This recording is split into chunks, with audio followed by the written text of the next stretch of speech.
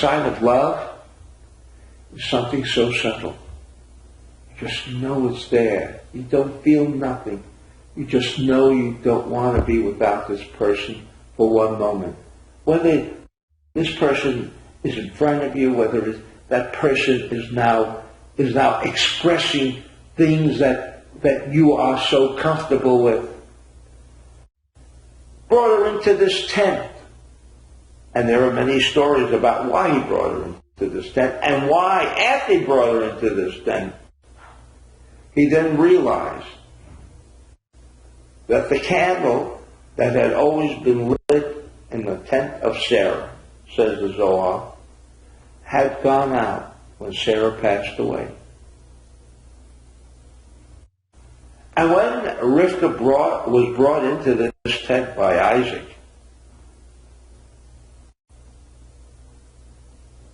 and he contemplated in taking her for a wife, when that candle was ignited, he knew the spirit of what Sarah represented, the spirit of unity, the spirit of sharing, of caring.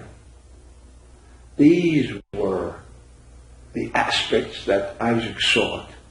These are the aspects that today, before people contemplate marriage, should be in that area of feel unified. Sure, we may disagree. Sure, we may have arguments. Sure, we may not always come to the same conclusions. But has that in any way affected the unity between us? Has that in any way altered the feeling of wanting to be together? Forget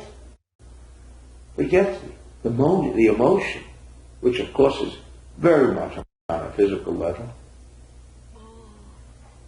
When he realized, and the sign was that candle lit up again because it reminded Isaac about who his mother was, representing unity, representing the oneness in this entire universe. And he knew if this was not a woman with that same consciousness, then this was not the woman for him. It's consciousness.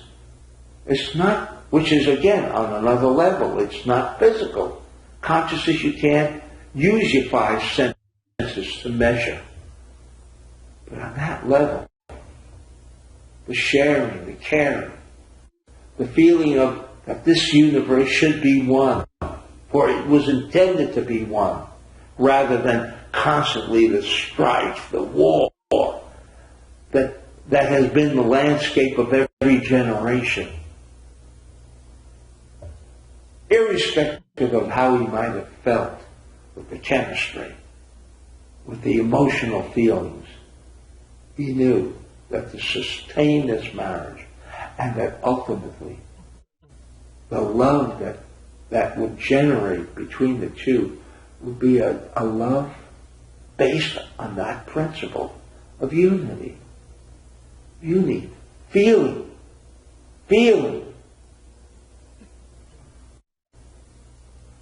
Experiencing the diversity. And yet always coming back to that same idea that we are one. If that doesn't exist, and I say mind you, irrespective of disagreements, irrespective of not seeing the same thing only through one eye, that is not a sign of true love. For we know Ahava is that aspect of 13, which is Echad, one. That is true love. You feel the unity with the individual. Not how you feel with the chemistry. And I'm not saying that the chemistry doesn't mesh. Forget, that you still should go, no. Those other aspects are important. I'm not here to entirely minimize their importance. But certainly what is more important is how these two people feel